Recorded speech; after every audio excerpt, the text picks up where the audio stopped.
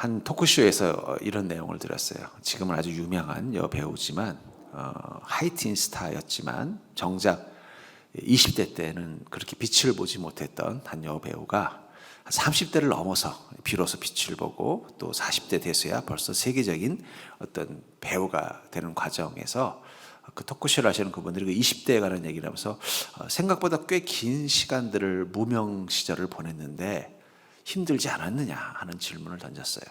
아무래도 하이틴 스타니까 이미 10대 때부터 사람들이 알고 있었고 또 같은 하이틴 스타들이 20대 때 어떤 인기 있는 주연을 맡고 있는 것을 옆에서 보면서 자신은 정작 하이틴 스타였지만 인기 없이 20대를 보냈을 때 그건 많이 힘들었을 것 같아요. 근데 자기는 전혀 힘들지 않았대요. 그래서 그 비결이 뭐냐 그랬더니 원래 자기 꿈은 배우가 아니래요. 자기 꿈은 현모양처였다는 거예요. 그러니까 내가 배우가 꿈이 아니니까 배우로 성공하지 않아도 그게 그렇게 스트레스를 받지 않는 거예요.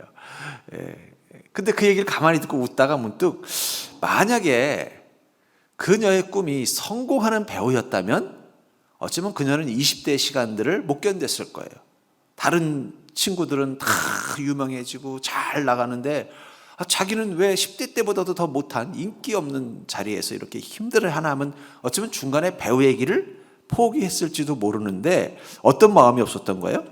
자기는 인생의 목표가 유명한 배우가 되는 게 아니고 현모양처가 되는 게 목적이었기 때문에 좀 배우로서 유명하지 않더라도 자기가 원하는 남자를 만나서 행복한 결혼을 하고 산다면 난 내 인생에 불만이 없다라는 그 마음이 정작 다른 여배우와 다른 또래의 여배우와 자기 자신을 비교할 필요가 없었던 것이죠. 그리고 그것이 자기를 어떻게 해요? 그 20대 시절을 불행하게 느끼지 않고 무사히 통과하는 비결이었다라는 걸 느끼면서 문득 우리 삶을 견딜 수 없게 만드는 요소 중에 다른 자와 다른 사람들과 다른 사람들의 인생과 내 삶을 비교할 때 우리는 우리 인생이 견디기 힘들어지는 것을 경험합니다. 그렇죠? 동창회 갔다 오고 나면 기분 좋은 사람도 있지만 동창회 갔다 오고 나면 어떻게 돼요? 기분 나쁜 사람도 많잖아요. 근데 여러분 기억하시기 바랍니다. 동창회 온 사람들은 여러분들과 함께 공부하고 함께 보냈던 사람들의 20%예요. 그럼 나머지 80%는 왜 안 왔을까요? 기죽기 싫어서. 그래도 나름대로 좀 성공했다고 생각하니까 어떻게 된 거예요? 그 모임에 온 거예요. 그러니까 그 모임에 온 사람들은 그래도 또래들 중에는 좀 나름대로 뭔가 그래도 살아가는 사람이니까 뭘 한 거예요? 자기를 보여줘도 부끄럽지 않으니까 거기 가서 자기 모습을 보니까 어떻게 돼요? 아유, 이번에 아무개는 뭐 승진했다는데 난 이게 뭐야? 하지만 정작 다른 80%는 뭐예요? 더 어렵게 살고 있는 거예요. 그 80%들 중에 또 운이 좋아서 어떻게 해서 또 성공하잖아요. 그럼 갑자기 연락도 안 하던 친구가 갑자기 동작에 딱 나타납니다. 그 얘기는 뭐예요? 나 성공했으니까 너희들이 나를 보면서 좀 부러워하라는 뜻도 들어있을 거예요. 그런 의미에서 인생이 참 견디기 힘들어지는 상황 중에는 이 다른 사람들과 나를 비교하는 것도 있을 때가 많이 있다는 거예요. 그렇죠? 그런 의미에서 이 시기심이라는 것은 비교 후에 견딜 수 없는 마음이 아닐까 싶어요. 여러분 시기심은 대상이 없으면 가질 수 없는 마음입니다. 그렇죠? 내가 누군가와 나를 비교해야만 시기심이 생기는 거잖아요. 근데 비교할 대상이 없으면요. 시기심이 생길 이유가 없는 것입니다. 그런 의미에서 이 시기심은 비교 후 건들 수 없는 마음이고 그 마음은 엄밀하게 말하면 그 사람에 대한 분노가 아니라 자기 자신에 대한 분노일 수도 있어요. 내가 이거밖에 안 되나? 그 녀석 나랑 초등학교 다닐 때 진짜 별 볼 일 없는 애였는데 내가 그냥 아주 불쌍해서 그냥 친구 삼아 놀아줬는데 어느새 커가지고 걔는 잘 나가고 성공해서 다들 부러워하는 인생이 됐고 나는 이게 뭐야? 그 순간 시기심이 생기겠죠? 근데 그 시기심은 사실은 그 사람에 대한 분노가 아니라 자기 자신에 대한 분노일 경우가 많다는 거예요. 난 왜 이거밖에 안 되냐? 그리고는요, 그 분노는 어떻게 해야 돼요? 자기의 상황, 또 자기 삶 속에서 어떤 절망감, 행복하지 않은 존재로 바라보게 만든다는 거예요. 그렇기 때문에 여러분들 우리가 행복해지려면, 행복한 내가 되려면요, 반드시 우리가 조심해야 되는 것 중에 하나가 뭐냐면 시기하지 않는 나를 만드는 것이 중요합니다. 예. 우리가 정말 행복한 나를 만들려면 가장 중요한 것 중에 하나가 뭐냐면 시기하지 않는 나를 만드는 게 중요해요. 제가 옛날에 뭐죠? 애들 애니메이션 중에 몬스터 주식회사인가? 그 기억나십니까? 거기 보면 털복숭이 괴물이 있잖아요. 그래서 그 괴물은 어린아이들을 놀래게 해서 그 아이들이 비명소리를 지르면 그 소리가 그 몬스터 나라에서는 뭐가 되고 에너지원이 되는 거예요. 근데 그 털복숭이 옆에 조그만 이 매니저처럼 하는 친구가 있어요. 그 둘이 늘 한 팀이에요. 그러니까 털복숭이는 어떻게 돼요? 다 잘 나가는 거예요. 왜냐면 아이들이 그 털복숭이만 보면 다 겁을 먹어서 악 소리 지르니까 그 주식 회사에서 가장 매출도 높고 가장 인기도 많아요. 근데 그 옆에 있던 그 몬스터는 생기게 우스꽝스럽게 생긴 거예요. 그래서 애들이 보면 어떻게 돼요? 깔깔깔 웃으니까 전혀 도움이 안 되니까 어떻게 돼요? 그 친구는 직접 나가서 선수를 못 뛰고 이 친구를 돌보는 매니저 역할만 하는 거예요. 근데 제가 그 매니저 역할하는 그 몬스터를 이렇게 보면 재밌는 게 뭐냐면 이 매니저 역할하는 이 몬스터는 절대 그 털복숭이 친구를 시기하지 않아요. 만약에 그 털복숭이 친구가 가서 인간 세상에 가서 그 아이들을 깜짝 놀라가지고 그날따라 에너지를 엄청나게 오면은요 너무너무 기뻐하는 거예요. 야, 오늘 우리가 최고야 됐어. 막 자기 일처럼 신나는 거예요. 그래서 제가 가만히 그걸 보면서 아니 쟤는 왜 자기도 몬스터인데 자기가 그런 실적을 낼 생각을 안 하고 오히려 털복숭이를 어떻게 해요? 더 잘 되니까 더 좋아하는 걸 보면서 누가 더 행복할까? 근데 거기 보면은요 시기심하는 도마뱀처럼 생긴 몬스터가 있습니다. 얘는 어떻게 해? 늘 자기가 1등이 못 되는 것 때문에 화가 나서 어떻게든지 그 털복숭이를 쓰러뜨리려고 가진 모략을 하다가 작전을 짠 게 뭐예요? 아이를 납치해가지고 그 아이를 데리고서 어떻게 하는 거예요? 계속 그 비명소리를 들어서 하려고 하다가 이제 문제가 생기는 이 과정을 보면서 그 털복숭이 주인공 몬스터 옆에 있었던 그 조그만 귀엽게 생긴 몬스터와 그 도마뱀처럼 생긴 몬스터 누가 더 인기가 많겠어요? 털복숭이를 빼고 나면 그 도마뱀처럼 생긴 몬스터가 더 인기가 많아요. 왜냐하면 그래도 어쨌든 넘버 2잖아요. 실적도 좋고 무섭게 생겼고. 근데 누가 더 행복하냐라고 물어보면 누가 더 행복할까요? 전혀 부러워하는 마음이 없는. 그리고 마지막에 해피엔딩이 어떻게 돼요? 우리가 애들의 비명소리가 점점 아이들이 담이 커져가지고 이제 비명소리를 못 들으니까 전략을 바꿨어요. 아이들의 웃음소리를 에너지로 만들자 했더니 이제는 누가 넘버원이 된 거예요? 그 우스꽝스럽게 생긴 그 매니저 역할을 했던 몬스터가 어떻게 돼요? 이제 넘버원이 돼서 성공하는 거예요. 근데 성공만 하는 게 아니라 그는 성공도 했지만 뭣도 하는 거예요? 여전히 행복한 존재가 된다는 거예요. 제가 그걸 보면서 우리가 정말 행복한 인생을 살려면요 반드시 우리가 우리 자신에 대해서 극복해야 되는 게 뭐냐면 시기하지 않는 나를 만드는 게 중요하다는 거예요. 그 도마뱀처럼 자기가 늘 1등인 그 털복숭이 몬스터와 자기를 비교하면서 그것 때문에 시기심을 가지고 살면은요 결국 불행할 수밖에 없다는 거예요. 우정도 잃어버리고 범법을 행하게 되고 나중에 실패로 끝나고 패망으로 끝나죠. 전 그런 의미에서 행복한 나를 위해서 타인을 시기하지 않는 나를 만들려면 어떻게 해야 되는가? 여러분들이 다른 사람을 시기하지 않으면서 살 수 있다면 그것만 가지고도 여러분들은 행복한 관계, 사랑의 관계를 맺을 수 있다고 생각합니다. 그렇다면 행복한 나를 위해서 타인을 시기하지 않는 나를 만들려면 어떻게 될까요? 먼저 나와 타인의 삶을 비교하지 않는 게 중요한 거예요. 여러분 우리가 자꾸 남과 나를 비교하는 삶을 살게 되면요 반드시 우리는 이 시기심의 죄에 노출될 수밖에 없다는 것입니다. 여기 시기하다라는 말이 헬라어로 젤로라는 단어를 쓰는데 이 말은 부러워하다, 갈망하다는 뜻이 있어요. 결국은 왜 부러워하고 왜 갈망하는 거예요? 비교하니까. 야, 이 아무개는 이번에 승진했대더라. 야, 나는 왜 그게 안 되지? 이 아무개는 이번에 그냥 허름한 집 하나 샀는데 그냥 그게 대박이 났다더라. 왜 나는 그게 안 되지? 자꾸 비교하니까 뭐 돼? 그가 부러워지니까 나도 그렇게 되고 싶은 욕망이 생기는 거예요. 갈망이 생기는 거예요. 그게 건전하지 않고 악한 방법이 될 때 뭐가 되는 거예요? 그게 시기심이 되는 거예요. 옛날에 영화 중에 이 알랭드롱이라는 유명한 프랑스 배우가 있습니다. 요즘 세대들은 모르지만 저희 세대만 해도 이상형이 알랭드롱이에요. 제 주변에도 알랭드롱한테 꼭 시집가겠다고 했던 그런 어린 소녀들이 있었는데 그 알랭드롱이 한 작품 중에 태양은 가득히라는 작품이 있어요. 요즘 가끔씩도 해주더라고요.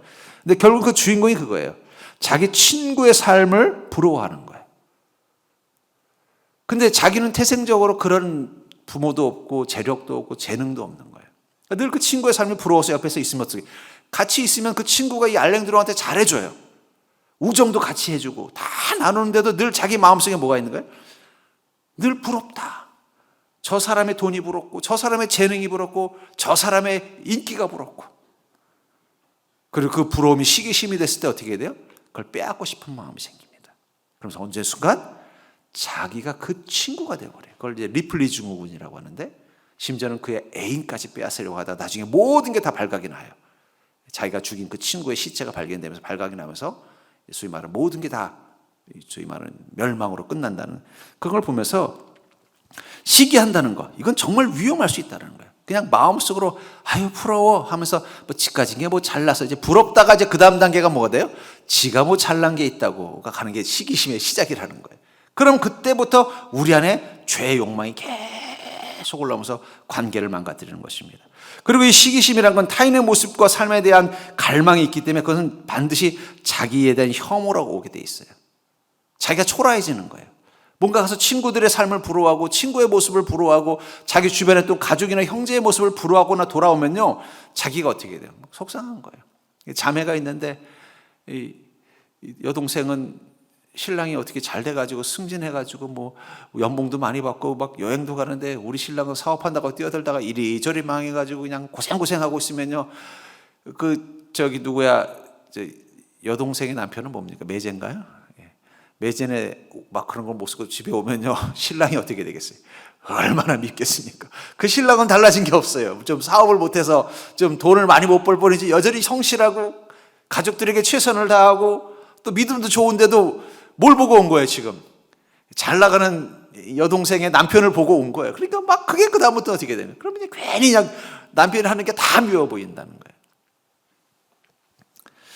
에리 프롬이라는 유명한 심리학자가 사랑의 기술이라는 책을 썼을 때 그 책에서 참 이게 기존까지 생각하지 않았던 부분들을 다뤄줘서 엄청난 센세이션을 일으켰어요. 그게 뭐냐면 성경에 예수님께서 그 계명을 해석한 겁니다. 특별히 이 계명에 내 이웃을 내 몸과 같이 사랑하라 라는 이 단어를 통해서 우리가 정말 우리의 이웃을 잘 사랑하려면 자기를 잘 사랑해야 된다. 그 후속편이 뭐냐면 이제 소유냐 존재냐라는 또 후속편이 있어요. 근데 자기를 잘 사랑하려면 중요한 게 뭐냐면 내 자신이 소유욕에 사로잡힌 자가 아니라 존재할 수 있는 자, 뭐 이런 그런 단계까지 가는 걸 보면서 거기서 중요한 게 뭐냐면 자기를 사랑하는 게 중요하다라는 거예요. 그러니까 여러분, 우리가 우리 자신을 잘 사랑해야만 다른 사람도 잘 사랑할 수 있는 것입니다. 근데 나를 잘 사랑한다는 건 어떤 거예요? 나를 행복하게 할 수 있는 걸로 나를 사랑해야 돼요. 그러니까 나를 정말 사랑한다면 내 자신을 행복하게 할 수 있도록 내 스스로 어떻게 해요? 나를 관리를 잘 하는 게 중요한 거겠죠? 그러니까 여러분들이 건강한 몸을 위해서 어떻게 해요? 나를 사랑한다면 운동을 하고 또 몸에 좋은 음식을 먹겠죠. 근데 만약에 나를 사랑한다고 말을 하지만 운동은 안 하고 계속 누워서 그냥 놀기만 하거나 혹은 먹는 것도 다른 사람들에게 몸에 좋은 걸 먹는 게 아니라 그냥 그냥 입에 땡기는 것만 먹는다면 그건 자기를 사랑하는 걸까요? 어떻게 생각하세요? 오늘 병원에 갔더니 좀 몸이 좀 많이 안 좋으신 것 같은데 이 혈관도 안 좋으시고 그러는데 이제 음식을 좀 자제하셔야 되겠어요. 이제 좀 기름진 음식 좀 적게 드시고 술 담배 끊으시고 이렇게 얘기하는 거예요. 자, 그럼 이제 우리는 나를 사랑하는 게 선택해야 되겠죠. 그냥 술 한잔 하고 나면 기분이 좋아요. 담배 한 대 피고 나면 속도 후련해요. 집에서 누워서 뒹굴뒹굴 거리면 행복해요. 근데 그게 나를 사랑하는 건가요? 그렇게 살았기 때문에 내게 문제가 생긴 거잖아요. 그렇죠? 그럼 그 다음부터 나를 사랑하는 건 뭐예요? 술, 담배 끊고 집에서 TV 보고 눕는 게 아니라 나가서 운동을 하겠죠. 마찬가지라는 거예요. 내가 지금까지 나를 사랑한다고 살았는데 내가 행복하지 않다면 그건 내가 사랑하는 방법이 잘못된 걸 거예요. 그럼 바꿔야겠죠. 그렇죠? 젊었을 때는 뭐 술도 좀 한잔하고 담배도 펴도 뭐 몸에 그렇게 큰 이상 없을 거예요. 집에서 그냥 운동도 안 하고 그냥 맨날 놀아도 그래도 뭐 병원에 가면 아무 이상 없을 거예요. 근데 이게 40대 50대 지나가면요, 그게 바로 몸에 바로 티가 나게 돼 있다는 거예요. 그럼 어떻게 돼요? 그 다음부터는 자기를 사랑하는 방법을 바꿔야 될 것입니다. 여러분들은 다, 우리 인간은 본능적으로 자기를 사랑해요. 근데 중요한 건 나를 행복한 존재로 만들 수 있는 방법으로 사랑하느냐. 근데 거기서 가장 우리가 중요한 습관 중에 하나가 뭐냐면 자꾸 다른 사람과 내 삶을 비교해서 내 안에 시기심이 생기고 그 시기심이 스스로에게 자기 혐오와 열등감에 빠지지 않도록 만드는 건 정말 중요한 거예요. 그러니까 여러분들, 술을 끊으려면 어떻게 해야 돼요? 술 친구를 멀리 해야 되는 겁니다. 마찬가지입니다. 그 시기심으로 인해서 내 자신을 불행하게 만들고 싶지 않다면 어떻게 하면 돼요? 자꾸 시기심이 생길 만한 환경 속에 나를 집어넣지 않는 건 중요한 것입니다. 분명한 것은 이 시기심은요, 생각보다 우리 인생 가운데 무시무시한 것입니다. 마가복음 1장 15절부터 19절에 보면은 빌라도가 대답하여 이르되 너희는 내가 유대인의 왕을 너에게 놓아주기를 원하느냐 하니 이는 그가 대제사장들이 시기로 예수를 넘겨준 줄 알미라. 결국 예수님을 십자가에 못 박도록 이 고발하고 재판에 넘긴 그 대제사장들의 의도가 뭐라는 거예요? 시기심이라는 거예요. 예수님이 하나님이 아니라고 확신이 있어서 그런 게 아니라는 거예요. 예수님이 가짜라고 믿었기 때문이 아니라 무엇 때문이라고 말하고 있어요? 사람들이 대제사장인 자기보다 예수님을 더 믿고 따르는 게 싫었던 것입니다. 그게 그들을 어떻게 한 거예요? 하나님을 십자가에 못 박게 하는 죄를 짓게 만들었다는 거예요. 그러니까 여러분들, 남과 자기를 비교하는 건 정말 자기를 사랑하지 않는 가장 나쁜 행위입니다. 그래서 말씀과 믿음으로 성숙된 사람들은요, 바울 목사님이 뭐라고 말해요? 나는 빈에도 처하고 부에도 처하고 일체에 자족하는 법을 배웠다라는 이 말은 뭐예요? 나는 남들과 나를 비교하지 않는다는 거예요. 나는 내게 있는 모든 것을 주님의 은혜로 받아들이고 감사하고 만족한다는 거예요. 우리가 믿음이 생기면요, 우리 안에 뭐가 생겨요? 감사가 생깁니다. 일체 은혜 앞에 감사한다는 거예요. 일체 은혜 앞에 감사한다는 건 다른 사람들과 나를 비교하지 않는다는 거예요. 이제는 나를 향하신 주님의 은혜만 묵상하며 사는 것입니다. 주님이 내게 주신 모든 것들을 기뻐하고 감사하며 살기로 결심하는 거예요. 옆에 또 야무개 집사하고 나를 비교하는 게 아니라는 거예요. 그러니까 여러분들이 다른 사람들과 내 삶을 자꾸 비교하는 마음을 가지면 가질수록 그것은 여러분들을 불행하게 만들 것입니다. 왜냐하면 그것은 반드시 시기심으로 이어지고 그 시기심은 관계를 깨트릴 뿐만 아니라 자기 자신을 더 초라하게 만들 수 있기 때문이라는 거예요. 그런 의미에서 여러분들이 정말 행복한 나를 위해서 중요한 것은 타인과 자신의 삶을 비교하지 않는 습관입니다. 두 번째로는 행복한 나를 위해서 타인을 시기하지 않는 나를 만들려면요, 육적인 것이 아니라 영적인 나를 바라보셔야 된다는 거예요. 그러니까 육적인 내가 아니라 영적인 나를 바라볼 때 우리는 시기심이라는 죄를 이겨내고 피해갈 수 있다는 것입니다. 갈라디아서 6장 8절에 보면 자기의 육체를 위하여 심는 자는 육체로부터 썩어질 것을 거두고 성령을 위하여 심는 자는 성령으로부터 영생을 거두리라. 자기 육체를 위해 심는다는 건 뭘 말할까? 심는다. 이 농부가 땅에다 씨앗을 심는 이유는 무엇입니까? 목표가 있기 때문이죠. 올해 내가 여기다가 예를 들면 복숭아 씨앗을 뿌렸다. 그럼 올 가을에 뭘 거두려는 거예요? 복숭아가 가을에 열매를 맺겠죠. 하여튼 가을에 복숭아를 거둬들이겠다는 그 목표가 있기 때문에 어떻게 해요?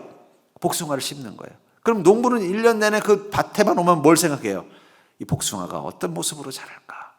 포도를 심었다 그러면 포도가 어떻게 자랄까? 그것만 마음을 두면서 살 것입니다.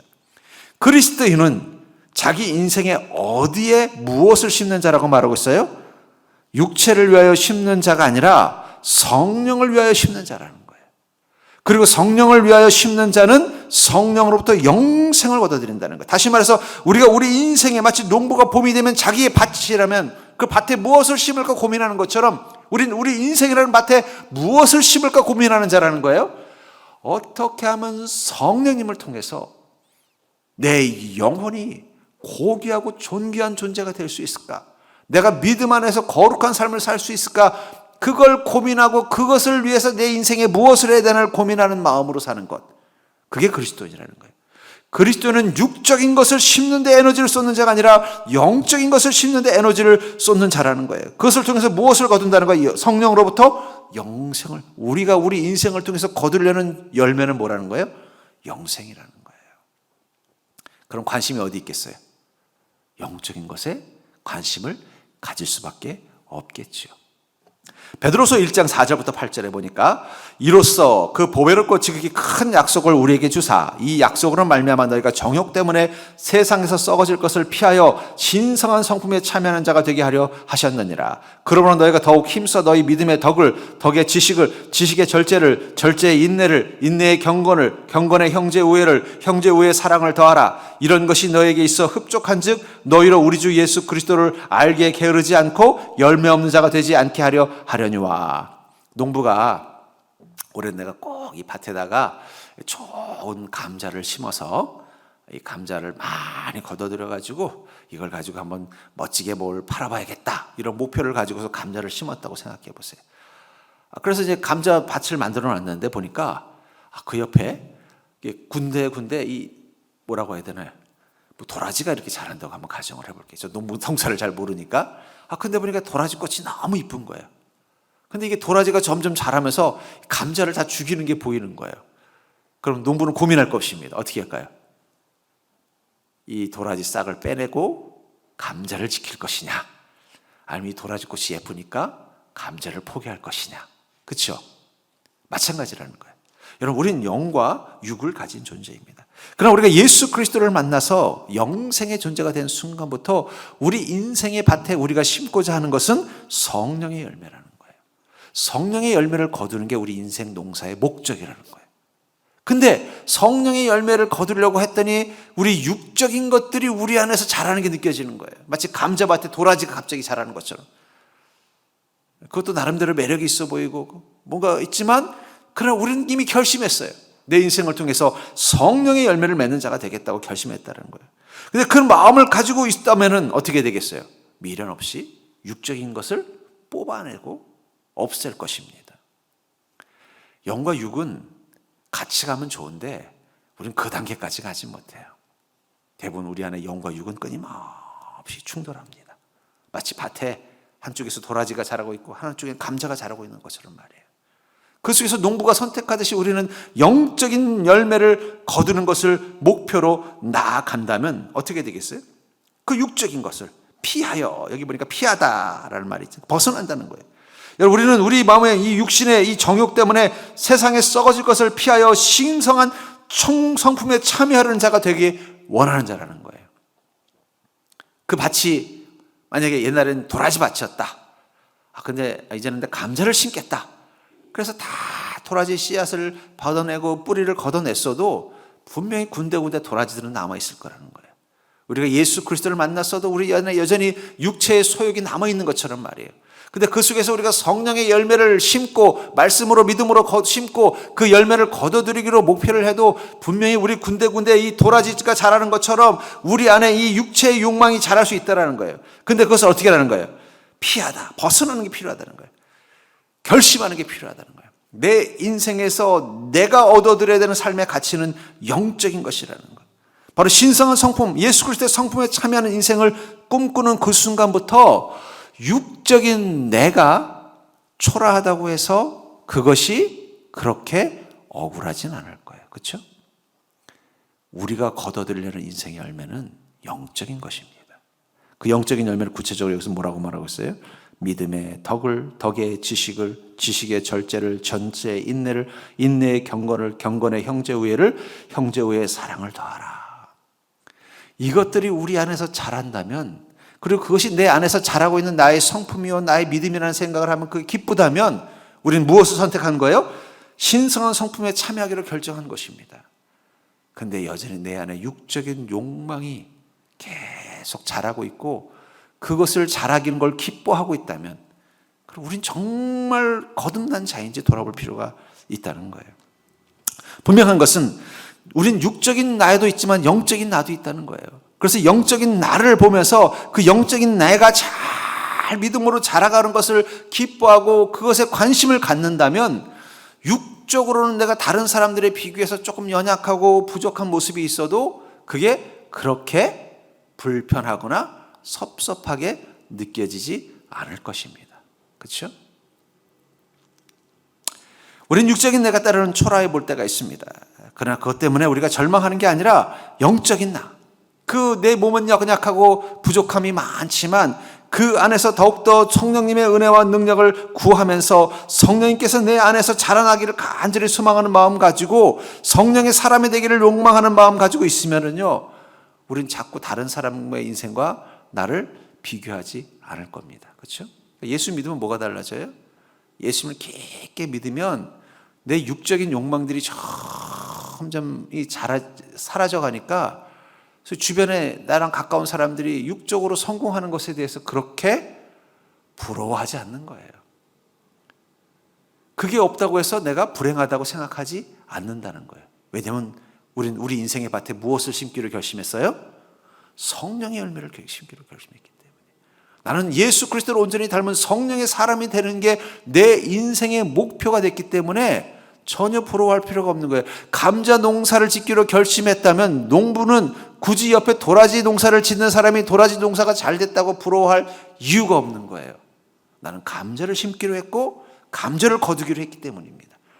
감자가 잘 자라면 그걸로 성공했다고 생각하고 행복하다고 생각하는 것처럼 우리 그리스도인은 이미 육적인 게 아니라 영적인 존재라는 것을 깨달았고, 그리고 내 영혼 안에 성령님께서 함께 계신다는 걸 믿고 성령님께서 내 안에서 영생의 복을 누릴 수 있도록 내 안에서 나를 지키시고 보호하시며 성령의 열매를 맺도록 도와주시는 그것에만 마음을 쓰고 살면은요, 행복하죠. 여러분들의 영혼을 한번 보십시오. 믿음으로 살아갈 때 내 믿음이 나를 지켜내고 어려움 속에서도 우리가 믿음을 붙잡고 나아가고 내 안에 예수 그리스도의 거룩한 성품들이 자라나가는 것. 전에도 한번 김익두 목사님 그 예화를 들었습니다만, 한때는 주먹 쓰는 거칠은 깡패였어요. 누가 와서 나만 무시하면 막 속에서 화가 확 올라오고, 그렇지 않아도 힘도 줬고 힘도 세니까 그럼 멱살 딱 잡고 이놈이 너 나를 한테 함부로 했어 하면서 막 집어 던지는 그런 거칠은 삶을 살고, 동네에서도 저 사람 건드리지 마, 저 사람 못 이겨, 뭐 그런 존재였단 말이에요. 그때는 자신의 가치가 뭐예요? 힘이 센 거, 화 잘 내는 거, 욕도 찰지게 잘하고, 어디서 와서 자기한테 덤비면요, 힘으로 싸워서 이기면 내가 성공한 거예요. 내가 먼저 화를 내면 남들이 찍소리 못하면요, 내가 성공한 인생처럼 보였어요. 그러다 예수 그리스도를 만나서 믿음이 생기니까 그것이 죄라는 걸 깨달은 거예요. 그리고 내가 예수 그리스도를 닮아가려고 보니까 예수님은 어떻게 하시는 분이에요? 힘 있는 분이 아니라 힘을 내려놓는 분이더라고요. 다른 사람들을 향해서 화를 내고 욕을 내는 분이 하는 분이 아니라 그들을 불쌍히 여기고 축복하는 분인 거예요. 다른 사람들에게 힘을 먼저 쓰기 위해서 주먹을 날리는 게 아니라 스스로 그들에게 채찍을 맞는 분이 되어버렸어요. 내가 이제 그분을 닮기로 하고 그분을 닮아가는 게 내 인생의 목표가 된 그 순간부터 김익두 목사님은 어떻게 된 거예요? 다른 게 자신의 행복이 되는 거예요. 그러다가 길 가다가 쪼무레기 깡패를 만난 거예요. 이 쪼무레기 깡패가 김익두인 줄 모르고 시비를 거는 거예요. 옛날 김익두 같았으면 이 깜도 안 되는 게 하고 휙 집어 던질 것 같은데, 이제는 자기의 인생의 목표가 뭐가 된 거예요? 예수님을 닮아가는 자잖아요. 그래서 김익두 목사님이 가면서 그랬대요. 구원은 구원은 내가 받았는데, 우는 저놈이 좋네. 그렇게 그런 유스긴 얘기를 했다는 일화가 있습니다만은, 자기 인생에 무엇을 거둘까?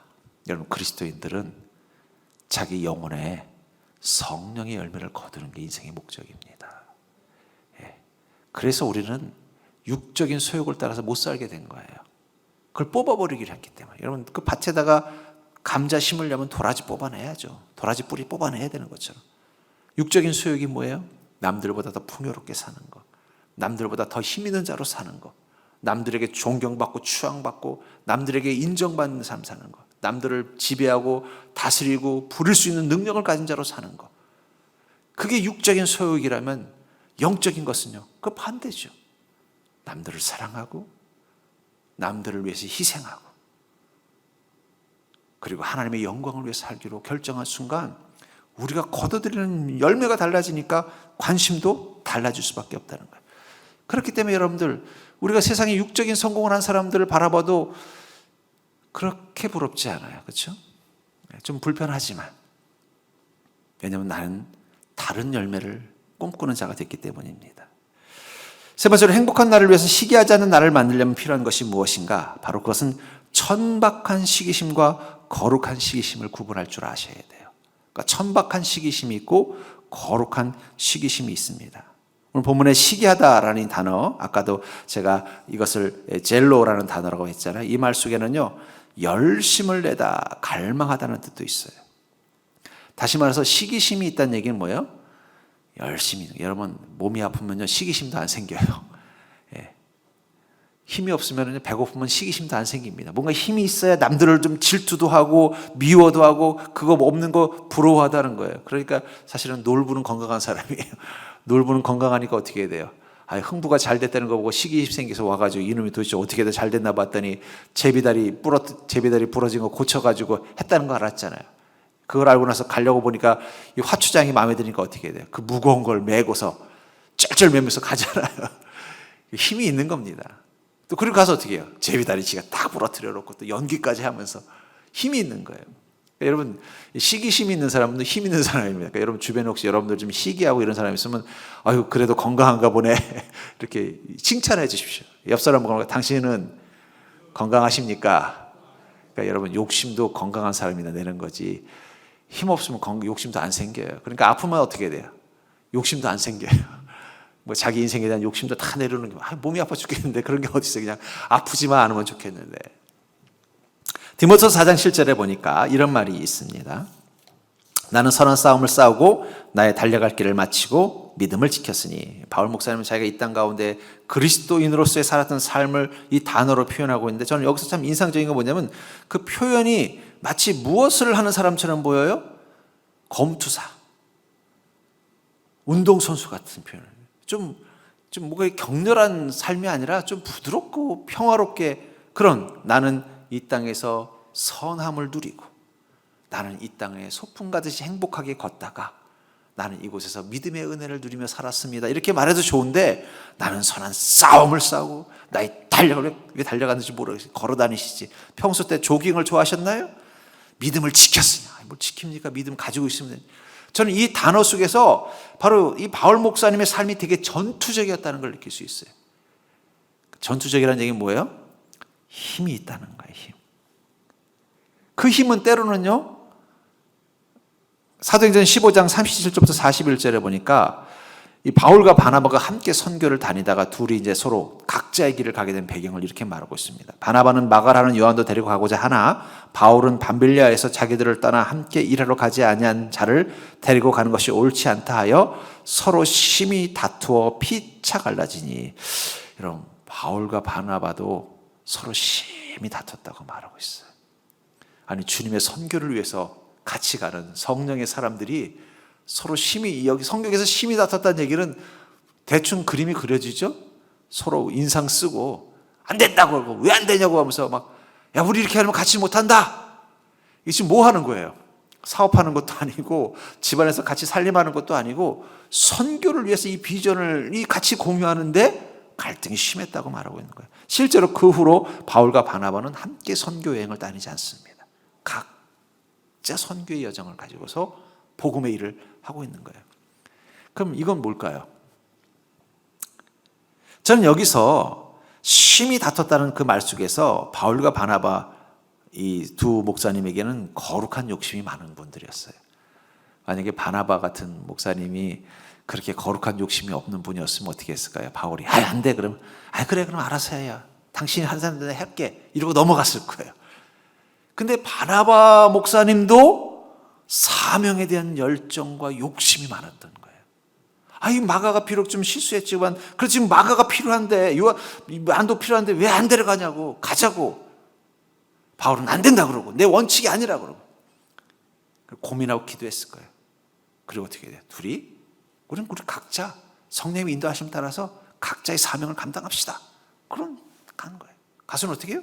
보니까 수리아와 길리기아로 다니며 교회들을 견고하게 하니라. 그렇다고 해서 실패한 게 아니에요. 바울은 바울 목사님대로 선교의 위대한 여정 업적을 감당했고 바나바 목사님도 바나바 목사님대로 위대한 선교의 길을 감당했다는 거예요. 그러니까 여러분들 성공한 사람들의 공통점, 제가 이렇게 성공한 사람들에 대한 이런 기록들을 보면요 공통점이 있어요.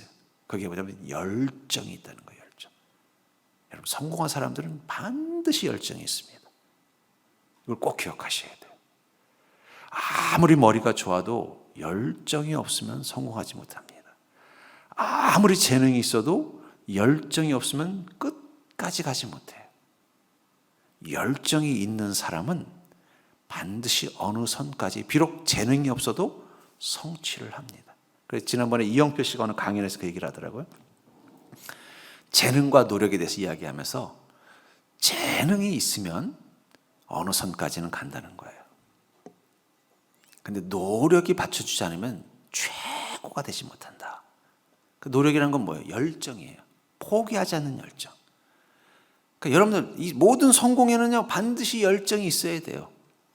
거기에 재능이 더해지면은 더 큰 성공을 하는 것이고, 재능이 부족하면요 조금 덜 하지만 그래도 어느 정도 성공의 반열을 갑니다. 근데 열정이 없고 재능만 있으면요, 선생님들이 맨날 하는 말이야. 저놈은 머리는 좋은데, 그 말은 뭐예요? 결국 열정이 없다는 거예요. 그러니까 머리만 가지고는 성적이 나오지 않아요. 근데 보면은 머리는 좀 부족하지만 열정 있는 친구는요 반드시 성적이 올라가더라고요. 인생도 마찬가지고 신앙도 마찬가지입니다. 여러분, 우리가 주님을 섬기는 것도 열정이 있어야 돼요. 성장하는 그리스도인들에게도 시기심이 있어야 됩니다. 다만 그 시기심이 누구를 향한 시기심이에요?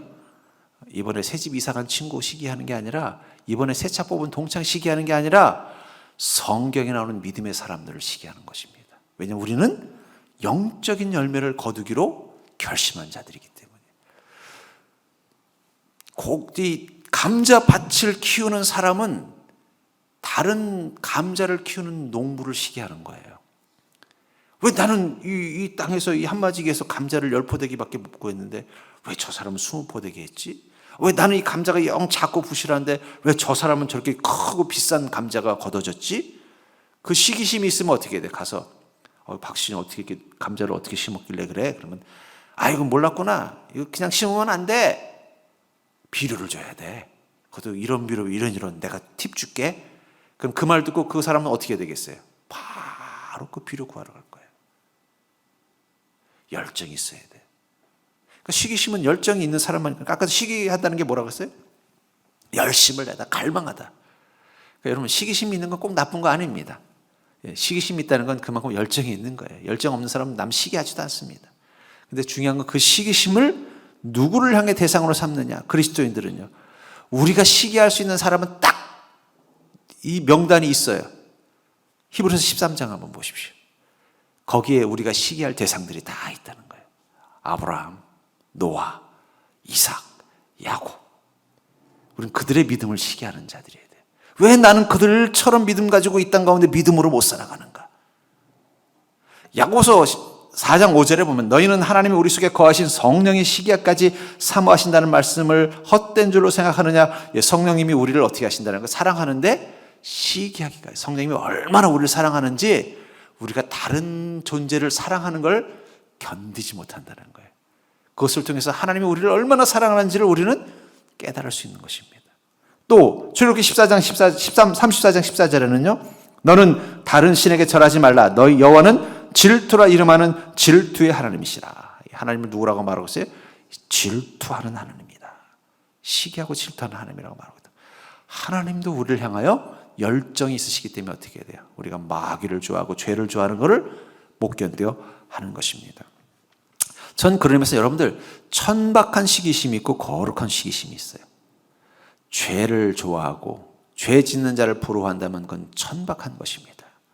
육적인 것에 대해서 늘 시기심을 가지고 산다면 우리는 천박할 수밖에 없어요. 그러나 거룩한 시기심, 내가 예수 그리스도를 닮아가고자 하는 그 열망이 내가 그렇지 못한 내 자신에 대해서 화가 나고 또 그런 믿음을 가진 사람들을 부러워하면서 나의 믿음이 성장해 간다면 그것이 내게 어떤 변화를 줄까요? 그 시기심은 우리를 어떻게 만들어요? 영적인 삶에 집중하게 만들고 우리 영적으로 성장하게 하는 순간 우리에게서 그리스도의 향기가 나타나게 한다는 거예요. 육적인 시기심은 육의 썩은 내를 느끼게 합니다. 우리를 초라하게 만들고 추하게 만들고 실망하게 만들어요. 그런데 영적인 시기심은요, 우리에게서 그리스도의 향기가 나타나게 한다는 거예요. 자, 이렇게 보면 우리 교회 뒤에 보면은 이 도로에 벚꽃들이 피잖아요. 근데 이게 매일 출퇴근을 하니까 이렇게 보면은요, 처음 꽃이 피는 나무가 있어요. 꽃이 피었네? 그리고 오후에 가잖아요. 막 다 피어 있어요. 막 서로 시기하는 거야. 누가 먼저. 막 서로 경쟁하는 거 같아요. 누가 더 화려하게 피냐. 예. 그 순간 저의 눈은 즐거워지는 거예요. 여러분들, 주님이 우리에게 시기하라고 허락하신 때는 유일합니다. 그것은 내가 더 좋은 믿음 가진 자가 되기를 원하는 마음. 영적인 열매를 맺는 것은 시기하셔도 돼요. 그 시기심은 우리에게 영혼의 그리스도의 향기가 나타나게 할 것입니다. 그러나 육적인 시기심을 가지고 살면은요, 우리에게서 육의 썩은 내가 나게 되는 거예요. 욕망의 냄새, 죄의 냄새, 그리고 우리를 불행한 인생이라는 그 냄새를 나게 만든다는 거예요. 그렇기 때문에 여러분들, 우리가 다른 사람들, 다른 인생을 시기하지 않는, 그래서 그 시기하지 않음을 통해서 우리가 내 자신을 온전히 행복한 존재로 만들려면요, 우린 거룩한 시기심에 집중하는 모습이 필요하다는 것입니다. 전 여러분들이 그 거룩한 시기심을 통해서 그 천박한 시기심을 이겨내고 여러분들의 삶을 행복한 존재로 만들 수 있는 지혜로운 그리스도인이 되기를 주의 이름으로 간절히 축원합니다.